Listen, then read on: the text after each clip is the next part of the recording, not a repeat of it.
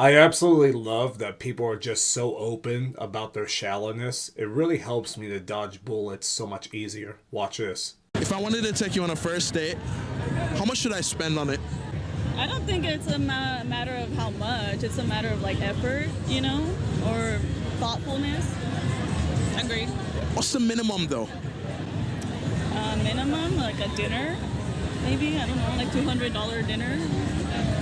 Yeah, just, I don't know. A nice dinner? I don't know. I don't want to go to Chipotle on a first date. $200 should be the minimum expectation for somewhere nice.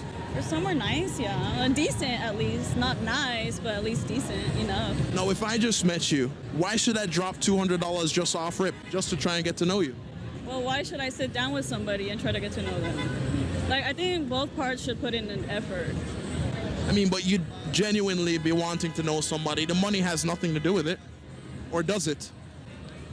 I wouldn't say it doesn't, because I'm not going to date anybody who's broke. Because I'm not broke myself, I think you should expect what you can put out. Just because you go to Chipotle for a first date doesn't mean that you're broke. I didn't say that. I just said I wouldn't go to Chipotle on the first date. If a man asked you your body count, would you be honest with him or would you lie? I would be honest with them. I don't really care about being honest with them or anything like that, because I feel like if a woman is lying about her body count, then that just means she's ashamed, and there's no reason to be ashamed about your body count. Because if you're ashamed about your body count, then you're just lowering yourself to the standards that society is painting women out to be. So you're 20 now. Okay. What would you say yours is? What's mine? I'm not comfortable saying that. What makes you comfortable to share it with a man, but not in this scenario? I mean, I wouldn't really be comfortable like sharing that with a man unless I was like very close to dating him, like kind of talking to this man. Then I would be close to then I would tell him, like, if I was about to date you and like we're talking, like we have like emotional intimacy and connection, I would tell you my body count, and it's up to you whether or not you're gonna stay with me. But you wouldn't want to share it with the viewers. What is that try? What do you think they would think if they knew what it was? I mean, they wouldn't think it was crazy or anything like that, but it's just like, it's really none of anyone's business, like what my body count is, unless like I was actually gonna do anything with you. Would you say it's over or under 5? Over. A little over, a little over. So why do you think society judges women based off of how many men they've been with? Sexism is still a thing, and men still think women can pull men easier than men can pull women. So it is easier for women to catch a body than it is for men to catch a body. It's a lot easier for a woman to catch STDs as well. That's why a lot of men are very concerned when it comes to a woman and her body count. For the record, in Matthew chapter 19, verse 10, you know what? I'll just show you. This is comical. This is probably the most base thing the apostle said. The disciples said to him, if the relationship of the man with his wife is like this, it is better not to marry. Absolutely 10 billion percent. A lot of men are seeing this debauchery in real time, and they're just like, you know what? It's not even worth dealing with these caustic, absolutely loose, liberal women.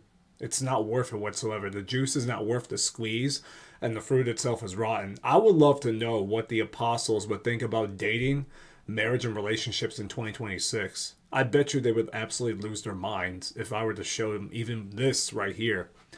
And they would probably say, is every single woman a prostitute? Why is every single woman dressing like a streetwalker? Why? This is normal women? I can literally see St. Matthew saying, where are the godly women at? Are there any godly women in your generation? No. By and large, no, sadly. This is what we have. And this is why a lot of men are just like, you know what? I'm not risking catching STDs. I'm not risking losing my life. I'm not even bothering, considering dropping $200 just to get to know someone. Just to get to know someone. And you think it's going to get better as time goes on, as inflation goes up? No, it's only going to get worse. So ultimately, men are just like, what's the point? If this is how it is in dating in 2026, it's best not to deal with these women in general. They're so shallow, they're so superficial, that don't know what it means to be a mother and a wife. If you were to ask these women, what does it mean to be a mother and a wife, they can't tell you. They can't even be honest with you as far as how many men they slept with in the past. Even though she literally said 30 seconds prior, there is nothing to be ashamed about in telling people about your body count. I have no problem being honest, but literally 10 seconds later, she's like, I'm not comfortable sharing it with you. I thought you had no shame. By the way, for the record, when a woman does tell you her body count, a rule of thumb from me to you, just multiply it by 3. That's probably her actual body count. So if it's 10, just pretend it's 30 for all intents and purposes. Because unfortunately, it's gotten that debauched. Personally speaking, I subscribe to a little statement called no hymen, no diamond. In other words, if a woman's not a virgin, I'm not considering her. I'd rather die single and childless than deal with someone that has no pair bonding whatsoever. And yeah, that's pretty much where I stand when it comes to that. Now, honestly speaking, my chances of finding that are like trying to find a needle in a radioactive wasteland. But a godly woman who is a virgin at the time of marriage is literally, honestly speaking, something that is like a unicorn at this point. I'd rather just focus on Christ who loves me regardless.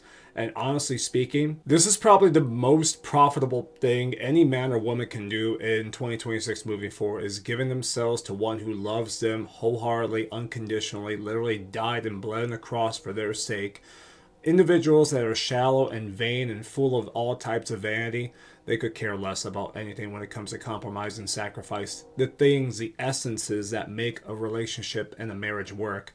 But do you find that in today's modern women? Absolutely not. Make women godly again. And honestly speaking, we need to bring back elements that help women to understand this is what men are doing to take the charge and leading for women to follow. But if men are so complicit in being weak, having no morals, ethics, values, principles, learn to control their biology, if their first instinct is to bring open their wallet to compensate for their lack of strength as a man, then you are also a massive part of the problem. If anything, you are the problem as to the reason why these women are so complicit in saying these ridiculous standards. It's because you allow them to be this way. It's your fault. Men, it's not the women's fault. If every single man were to say enough is enough, I'm not going to be a slave to lust anymore, and they all said in unison, we're taking the power back, women would have no choice but to follow suit within the week. But can men have morals, ethics, values, principles, and know how to control their biology via the Holy Spirit fruit of self-control? That is the main issue. It's a sin problem, and that's why things are as dystopic as they are today. So ultimately speaking, there's a twofold reason why people need to give their life to Christ, because when we turn our backs to righteousness and sound moral and ethical teachings, this is why we get the things we get in life. When people literally turn their back to God, things get terribly wrong. But when we turn our face to Him, things go well for us. Literally, Deuteronomy 11, 26 to 28, behold, I bring upon you a blessing and a curse. A blessing if you obey the commandments of Yahweh your God, and a curse if you do not do the commandments of Yahweh your God and follow other strange gods of whom you do not know. That's why we have what we have, because we literally gave the middle finger to Yahweh and said, take a hike. We want to do things our way, and now STDs are skyrocketing out of control.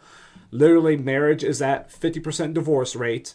And unfortunately speaking, 8 out of 10 divorces are initiated by women. 9 out of 10 if they're college educated, or as I like to say, indoctrinated. So yeah, men, we need to lead the charge, because ultimately, it's our fault. I'm leading the charge in my own way, following Christ's leadership. Are you willing to do the same? I pray you are, because that's the only answer at this point. Thank you all so much for watching. Please subscribe. I thank you for the support, and I hope you all have a blessed day. All glory to my great King, who is the only answer to this radioactive wasteland called the dating market. Take care.